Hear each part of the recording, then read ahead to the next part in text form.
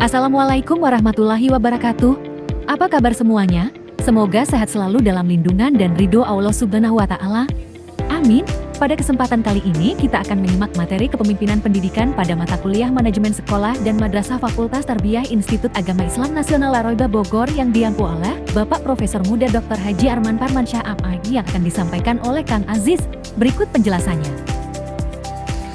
Baiklah, poin yang pertama yaitu mengenai pengertian kepemimpinan pendidikan. Kepemimpinan pendidikan secara umum yaitu dapat diartikan adalah kemampuan untuk mempengaruhi, membimbing, mengkoordinasikan, dan menggerakkan orang-orang yang terlibat dalam dunia pendidikan. Tentu yaitu agar tujuan pendidikan dapat tercapai secara efektif dan efisien. Pengertian lainnya yang dapat kita ambil dari kepemimpinan pendidikan yaitu bahwa kepemimpinan pendidikan adalah seni dan ilmu untuk mengarahkan sebuah lembaga pendidikan menuju tujuan yang telah ditetapkan. Dengan demikian, dalam pengertian ini maka seorang pemimpin pendidikan tentu tidak hanya sekedar memberikan perintah, tetapi juga mampu melibatkan semua pihak dalam proses pengambilan keputusan dan pelaksanaan program yang ada di lembaga pendidikan. Selanjutnya yaitu mengenai unsur-unsur kepemimpinan pendidikan. Kepemimpinan pendidikan merupakan proses yang kompleks dan melibatkan berbagai unsur. Unsur-unsur ini sering terkait dan bekerjasama untuk mencapai tujuan pendidikan yang telah ditetapkan. Berikut ini adalah beberapa unsur penting dalam kepemimpinan pendidikan. Yang pertama yaitu pemimpin. Pemimpin ini harus memiliki visi misi, keahlian, dan karakter serta keterampilan, di mana visi dan misi yaitu memiliki pandangan yang jelas tentang arah pendidikan yang ingin dicapai, mengetahui tujuan jangka pendek dan jangka panjang yang ingin diraih. Keahliannya menguasai bidang pendidikan dan manajemen organisasi, karakter memiliki integritas, kejujuran, dan komitmen yang tinggi terhadap pendidikan, serta keterampilannya mampu berkomunikasi, memotivasi, dan menyelesaikan masalah. Yang kedua yaitu pengikut. Pengikut ini ada beberapa, yang pertama yaitu guru, siswa, orang tua, dan staf non-kependidikan, di mana semuanya ini memiliki keterkaitan untuk mengikuti, yaitu pemimpin di dalam pendidikan. Yang ketiga yaitu proses, di mana proses ini poinnya yaitu ada beberapa. Yang pertama pengambilan keputusan, yaitu proses pengambilan keputusan yang melibatkan berbagai pihak untuk mencapai kesepakatan. Kemudian yang kedua yaitu komunikasi, di mana saluran komunikasi yang efektif antara pemimpin, guru, siswa, orang tua, dan stakeholder lainnya. Kemudian yang ketiga yaitu motivasi, di mana ini untuk menciptakan suasana yang memotivasi semua pihak untuk mencapai tujuan bersama. Dan yang selanjutnya itu evaluasi, yaitu melakukan evaluasi secara berkala untuk mengukur keberhasilan program dan melakukan perbaikan jika diperlukan. Kemudian yang keempat yaitu unsur kepemimpinan pendidikan adalah situasi. Situasi ini yaitu terhadap yang pertama konteks budaya, kemudian kondisi sosial, sumber daya, dan peraturan pemerintah. Penting untuk diketahui poin yang terakhir mengenai peraturan pemerintah, ini tentu berhubungan dengan kebijakan pemerintah di bidang pendidikan yang tentu akan memberikan arahan dan batasan dalam menjalankan kepemimpinan. Selanjutnya yaitu mengenai fungsi pemimpin pendidikan. Seorang pemimpin pendidikan memiliki peran yang sangat krusial dalam memajukan kualitas pendidikan. Fungsi utama seorang pemimpin pendidikan adalah untuk mengarahkan, mengelola, dan mengembangkan lembaga pendidikan agar mencapai tujuan yang telah ditetapkan. Berikut ada 4 kurang lebih, yaitu fungsi pemimpin pendidikan. Yang pertama yaitu menetapkan arah, yaitu menentukan arah yang jelas sebagai lembaga pendidikan baik dalam jangka pendek maupun jangka panjang. Kemudian yang kedua mengelola sumber daya, memastikan sumber daya yang ada seperti anggaran, tenaga pengajar, dan fasilitas dialokasikan secara efektif dan efisien.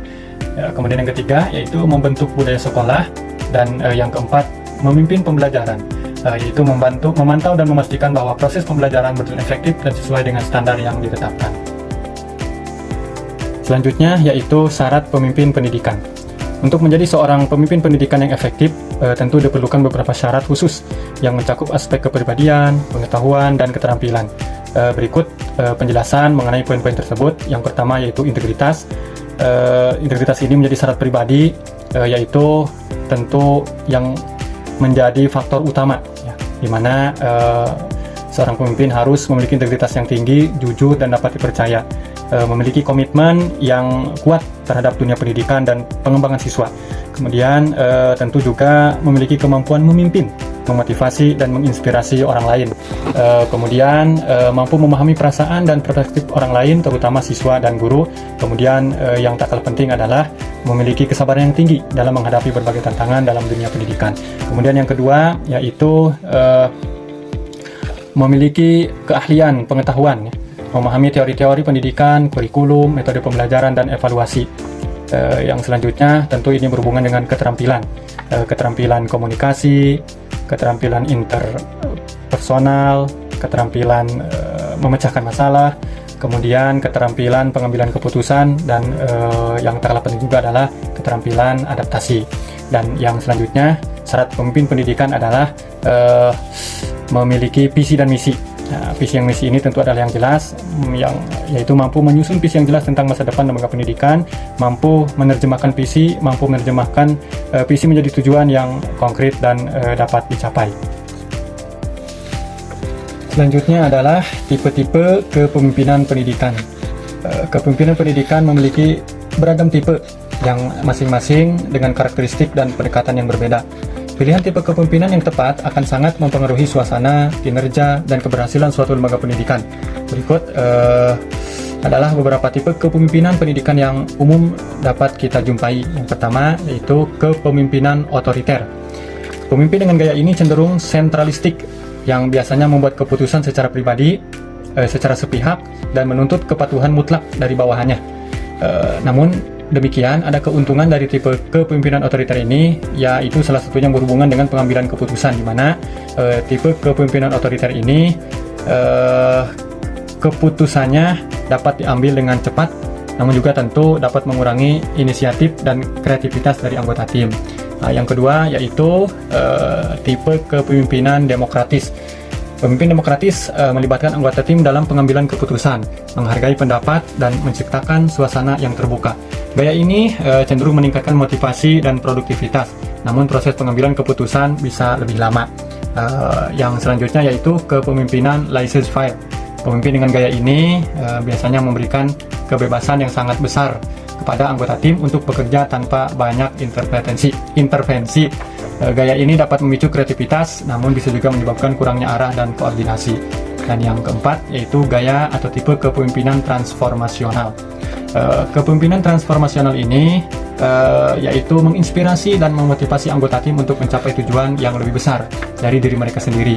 Mereka biasanya ini selalu fokus pada pengembangan potensi individu dan menciptakan perubahan yang positif.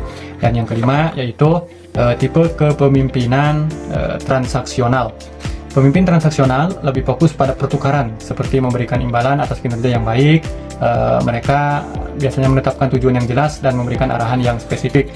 Dan yang terakhir, yaitu yang keenam, yaitu kepemimpinan servan.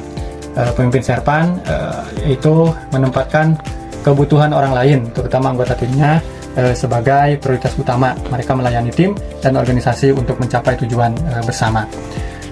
Penting juga untuk kita ketahui yaitu faktornya, faktor yang mempengaruhi pilihan tipe kepemimpinan. Jadi faktor yang mempengaruhi itu ada beberapa, diantaranya yaitu mengenai situasi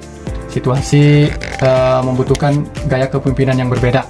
Kemudian yang kedua yaitu karakteristik pemimpin itu sendiri, karakteristik pengikut, dan tujuan organisasi. Pilihan tipe kepemimpinan yang tepat ini akan sangat berdampak pada keberhasilan suatu lembaga pendidikan.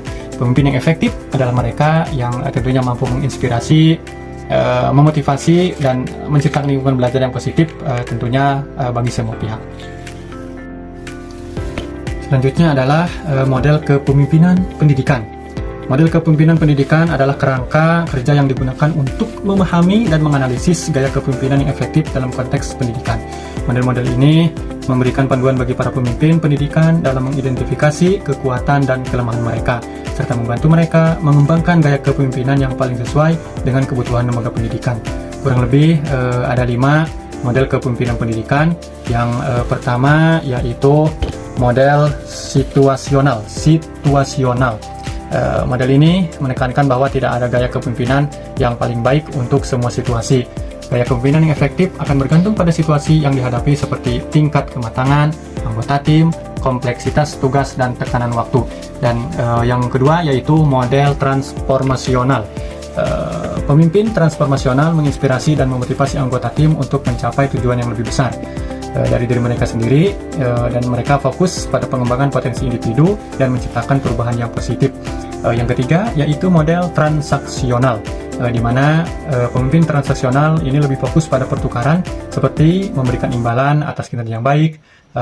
Kemudian mereka juga menetapkan tujuan yang jelas dan memberikan arahan yang spesifik. Yang keempat yaitu model servan. Pemimpin model servan ini menempatkan kebutuhan orang lain, terutama anggota timnya, sebagai prioritas utama. Mereka biasanya ini melayani tim dan organisasi untuk mencapai tujuan bersama. Dan yang terakhir yaitu model berbasis kompetensi. Model ini mengidentifikasi kompetensi-kompetensi yang diperlukan oleh seorang pemimpin pendidikan, seperti kemampuan komunikasi, pemecahan masalah, dan pengambilan keputusan. Dari uraian yang telah disampaikan, kemudian timbul pertanyaan, sebetulnya siapa saja yang termasuk pemimpin pendidikan itu sendiri? Pemimpin pendidikan sebetulnya itu adalah individu yang memiliki tanggung jawab untuk mengarahkan, mengelola, dan mengembangkan lembaga pendidikan agar mencapai tujuan yang telah ditetapkan. Lingkup kepemimpinan pendidikan tentu ini sangat luas, tidak hanya terbatas pada yang kita mungkin ketahui seperti kepala sekolah di beberapa lembaga pendidikan, tidak hanya itu. Untuk lebih memahaminya, berikut ini beberapa contoh individu yang dapat dikategorikan sebagai yaitu pemimpin pendidikan. Kurang lebih ini ada dua, ada yang secara formal dan yaitu informal. Untuk yang formal, kurang lebih ini ada contohnya yang termasuk pemimpin pendidikan. Ada kepala sekolah, wakil kepala sekolah, biasanya ini adalah bidang kurikulum yang menjalankan tugas-tugasnya. Selain itu juga ada misalnya kesiswaan. Kemudian yang ketiga yaitu koordinator bidang studi yang bertanggung jawab atas koordinasi dan pengembangan pembelajaran dalam bidang studi tertentu. Dan yang selanjutnya itu guru senior, guru dengan pengalaman yang lebih banyak, yang seringkali diberikan peran kepemimpinan dalam tim guru atau dalam proyek-proyek khusus. Dan yang selanjutnya yaitu pemimpin pendidikan yang formal, diantaranya itu adalah kepala dinas pendidikan. Dan yang selanjutnya yaitu pemimpin pendidikan yang informal. Paling tidak itu ada 3, pada sekolah itu guru kelas, ketua OSIS, dan orang tua siswa. Dalam konteks yang lebih luas, setiap individu yang memiliki pengaruh terhadap proses pendidikan dapat dianggap mereka itu adalah sebagai pemimpin pendidikan.